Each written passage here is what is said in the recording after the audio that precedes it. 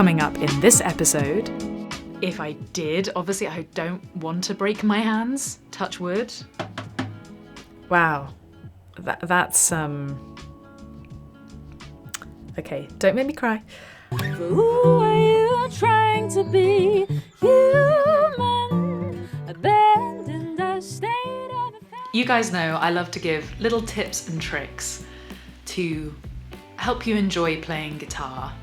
And one thing that I've always said is like practice in the dark, really, close your eyes while you're playing, sit comfortably, learn to play when you're standing up. One thing I do not recommend is playing in a boat. But I had this opportunity to make a video in a boat, and of course I had to sing Back on Land. So here it is. Here is Back on Land whilst in a boat, feeling rather unstable.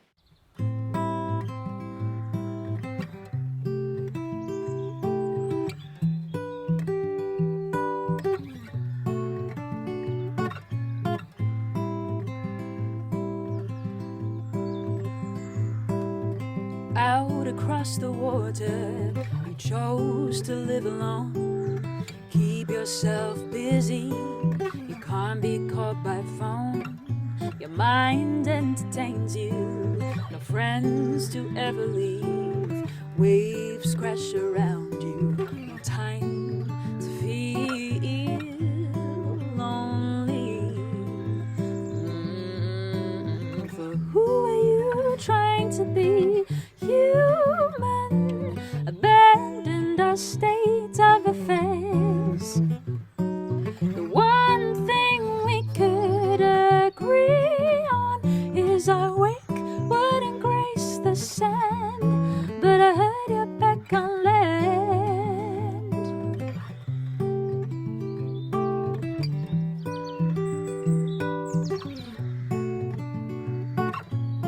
When you were out there, I knew we couldn't touch. I'd walk to the coastline, dream of what once was. Now I could run into a present from my past, a future I mourned, acted out with someone else. For who are you trying to be? Human, abandoned a state of affairs.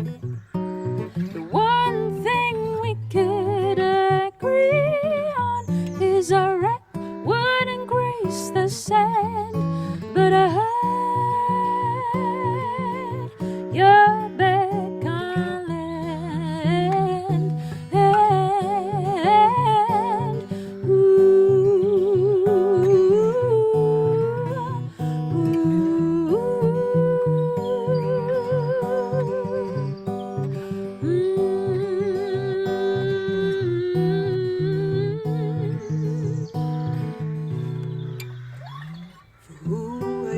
trying to be human, abandoned our state of affairs. One thing we could agree on is our wreck wouldn't grace the sand. For who are you trying to be? Human, abandoned our state of affairs. The one thing we could agree on is our wreck wouldn't grace the sand. But I heard you're back on land.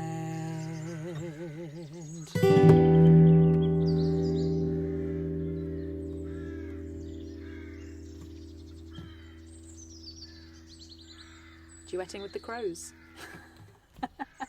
Now it is time for Patreon question of the day. Indoor question time, yet again. Git asks, hey Mary, if you are boxing or falling with the bike, your hand breaks 1 week before a sold out concert. Right, okay, I see where you're going. So if I box and break my hand or fall off my bike, break my hand 1 week before a sold out concert, would you cancel everything or would you call some friends like Paul Davids or Adam Neely and hope they can save your performance? I also hope I said your name right. Yeah, this is definitely on my mind. I have done this before. I broke a finger, just my middle finger, a few weeks before a final university performance.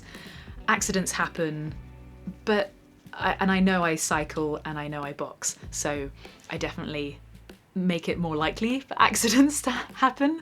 But yeah, if I was doing it and it happened a week before a performance, I'd still be able to sing and I'd still show up and I'd still perform, and it would be a real shame if I did. Obviously, I don't want to break my hands. Touch wood. Touch a guitar, there we go. I would most definitely call upon friends. However, if I was doing a concert, I would definitely possibly have those musicians on board anyway. But yeah, obviously I don't really want to think about it, because I don't want to start not doing the things I love doing just in case an accident will happen. You know, I could fall down on the street and put my hand out wrong and break my hand that way. I'm an experienced cyclist. I'm very defensive when I ride a bike. I'm very cautious. And then with boxing, I'm wearing big gloves, wearing headgear. It's all technical stuff. It's not actual, like, we're not actually hurting each other. So yeah, obviously accidents happen, but I'm not gonna restrain or put limitations on the things I love doing. However, if I had a big tour coming up, then yeah, I'd probably ease off those sorts of things ahead of a run of dates. But I've got to get the run of dates in first, because at the moment I have absolutely no bookings, absolutely no shows. It's kind of this sort of ether of just no gigs, if that even makes sense, if that's the right way to say it. But yeah, this sort of void of no gigs, there we go. Yeah. But I know I do get questions all the time, because I know of other musicians that like cycling and like boxing and like doing physical activities and, you know, even doing push-ups, like, are you hurting your hands? But I just think all of it helps your hands get stronger. There we go. Hopefully that answers your question. Hopefully that puts some worries at bay. But yeah, all right. Back to the show. You know what time it is. It is time for me to read your guitar stories. This guitar story comes from Brad and is titled, "My Guitar Was Found in the Woods on Our Farm." Hi Mary, about 28 years ago, my brother and dad and I took some trees out of our woods on our farm in Canada and had them turned into lumber. Over the years, we used some of the lumber for various projects, but never used it all up. A year after our dad passed, our family was together and my nephew suggested that we use some of the leftover wood to honour Grandpa. When I asked what he wanted to do, he announced that he, his dad, my brother, and I should each build a Telecaster-style guitar.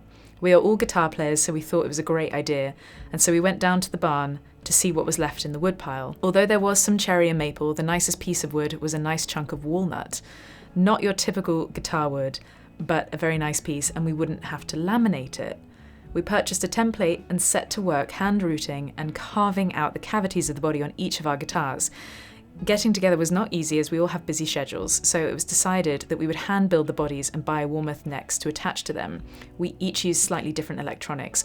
My brother and nephew used traditional Fender Telecaster pickups and they sound great. I consulted with Bob Egan, retired member of Blue Rodeo, who is also a fantastic guitar tech and has a shop in town, and decided on Lola pickups.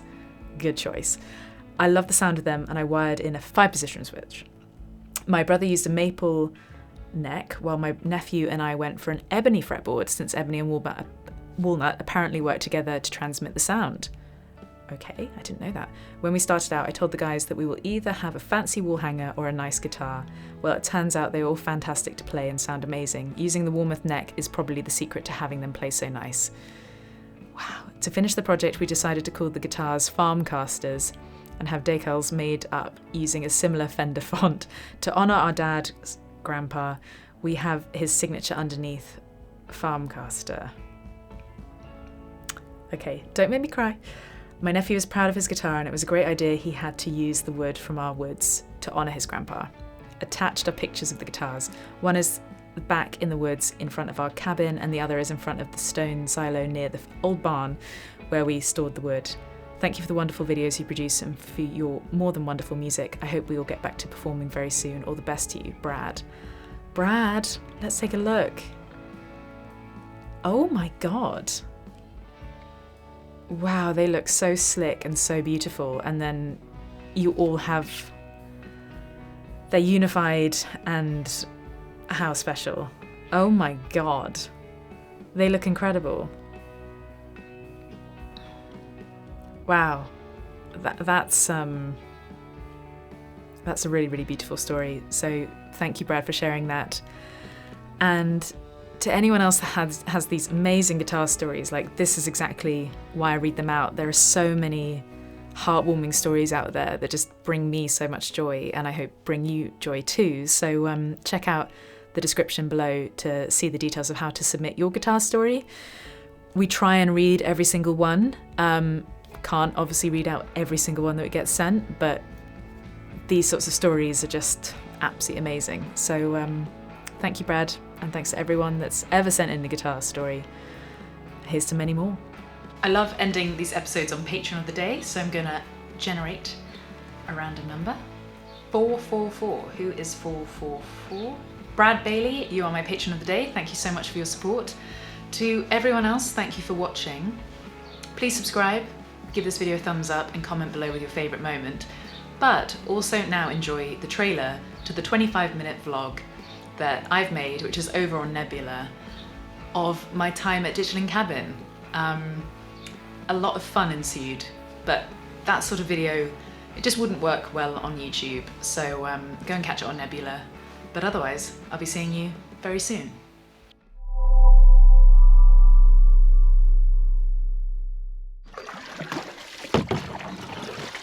I saved the oar. I'm doing it.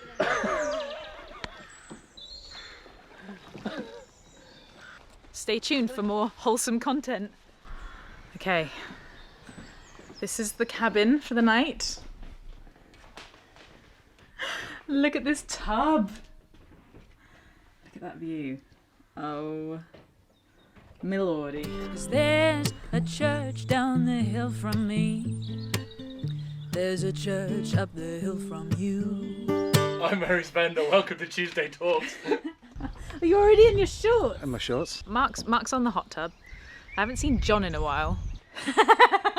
I'm going fishing. John is fishing in Ditchling. There are sheepies looking on. John has good fishing action, but I see no trout. You can have Chicago back just for a little while.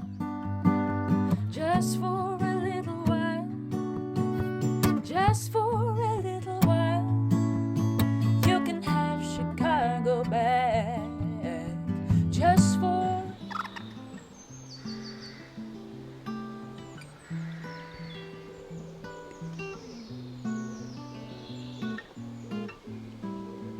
We have had a very productive day, really made the most of this location. John is finally returning after 10 days out at sea. But I heard you're back on land.